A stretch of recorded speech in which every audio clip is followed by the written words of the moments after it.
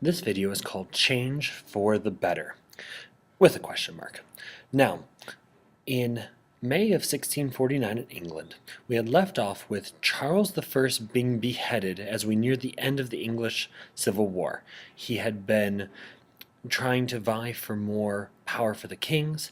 The Parliament didn't like it. They got into a fight. Charles lost and was viewed as a traitor. And here we see him losing his head, and Oliver Cromwell looking into his coffin before the burial of the king. Now, also at this time, the rich who had sided with the king the rich side of the parliament had been dismissed, leaving the people, the true people, in charge for the first time since, basically never. Now, they were transitioning from a king, and the rebellion had been against the king, but there was a question of what were they transitioning to? Because in every revolution, everyone who's fighting agrees that there should be change, but oftentimes very few agree on what type of change should happen. Now in 1650, Oliver Cromwell, who'd been in charge of the army, basically went through and crushed all of the enemies in Britain and unified the British Isles, the Welsh, the Scottish, all those who were on the British Isle. He crushed them and united them all and squelched any other rebellions.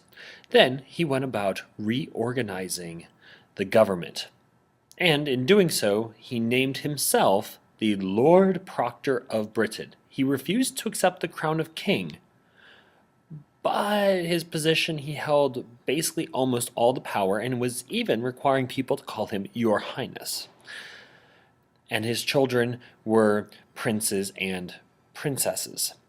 And there was a group kind of sort of eerily similar to Parliament named the Council of the State. And he worked to improve Britain's image abroad, expanding the British Empire, and other things of that nature. Furthermore, squelching anyone who potentially seemed like they were in competition with him. In 1655, Cromwell was irritated with how much effort it was to get stuff done that he was wanting to get done, so he dismissed the Council of the State and set about ruling by himself. And in the process, he raised taxes on just about everyone and set about limiting the religious freedoms for those who did not share his religious values. The people very quickly became unhappy and felt that life had actually been better for them under the king than under the rule of the Lord Proctor, Oliver Cromwell.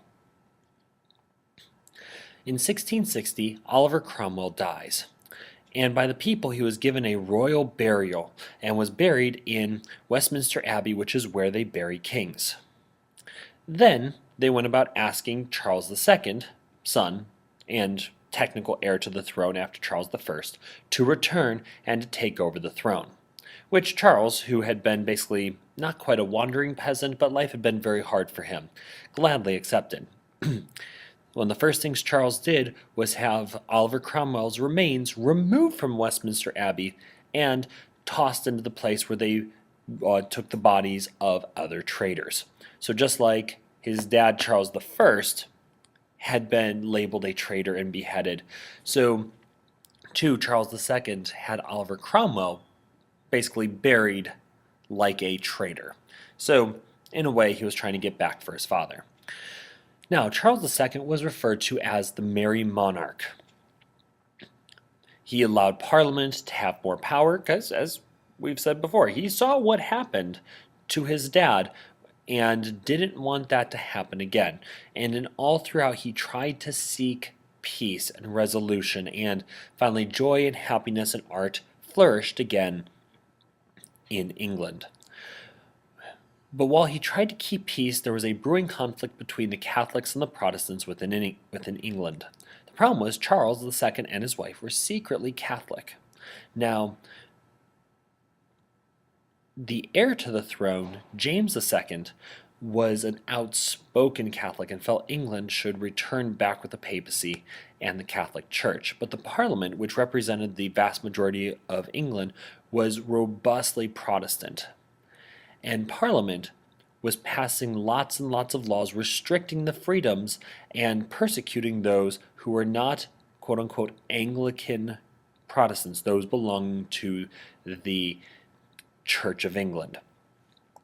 So Charles was saying he was Protestant in order to be allowed to be king, but he saw a brewing conflict between the different sectors of Protestantism and between those who were Catholic and those who were Anglican Protestant.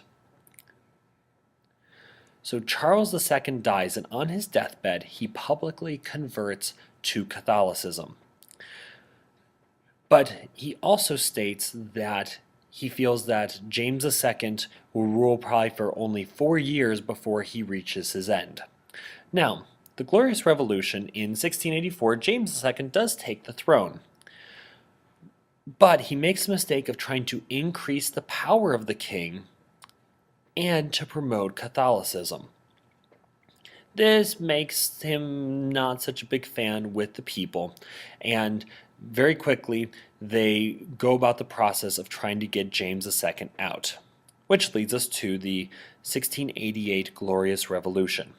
James II is forced to step down almost literally 4 years to the day after the death of Charles II, a very eerie prophecy of what Charles II had predicted. Now, who would replace James? Well, James's daughter was Protestant and was married to the King of the Netherlands. So they invited William and Mary from the Netherlands to take the throne and secure Protestant rule for Great Britain. So from this point forward, you have Mary once again, James II's daughter, who is a Protestant, and Protestant king and queen ruling over and securing England as being Protestant. And this also represented a revolution where we saw a change of power with zero bloodshed, and hence why it's referred to as the Glorious Revolution and the beginning of a fairly peaceful time in England.